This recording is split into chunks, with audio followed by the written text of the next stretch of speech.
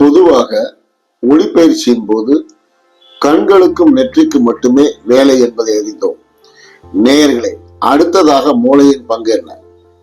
வாய் முணுமுணுக்கிறது, கைவிரல்கள் எண்ணுகிறது. 30 நாள் ஒளிப்பயிற்சிக்கு பின் எண்ணிக்கையும் முணுமுணுப்பும் வசியக்கலை கற்றுக்கொள்வதற்கு மட்டும் அது அனிச்சையாக மாறிவிடுகிறது. மூளைக்கு வருவோம். வாய் கை அனிச்சை என்பதை பார்த்தோம். மூளையானது அடுத்த 30 நாட்கள் பெரும் குழப்பத்தில் ஆழ்ந்து விடுகிறது. ஆம், பெரும் குழப்பம். இது நாள் வரையில் நாம் பழக்கப்படாத ஒரு செயலில் இவன் இறங்கி உள்ளானே.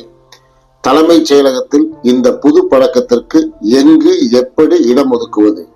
ஐயையோ, இது என்ன பிரிவு? 30 நாட்கள் ஒளிப்பயிற்சியை உன்னிப்பாய் கவனிக்க ஆரம்பிக்கிறது. பின் ஓஹோ, இது ஒரு புது கலை, வசியமே இதன் அடிப்படை, ஆன்மாவையே ஆட்டி படைக்கக்கூடிய ஒரு அற்புத கலை என்று முடிவு செய்த மூளை சொன்னால் ஆச்சரியம். தனி செல்களை உருவாக்கி ஒரு வருட பயிற்சியில் அந்த செல்களை அனுப்பி உதவி செய்த பின் தன் தலைமைச் செயலகத்தில் அற்புதமான ஒரு நாற்காலியை தயார் செய்து மகுடம் சூட்ட காத்திருக்கிறது.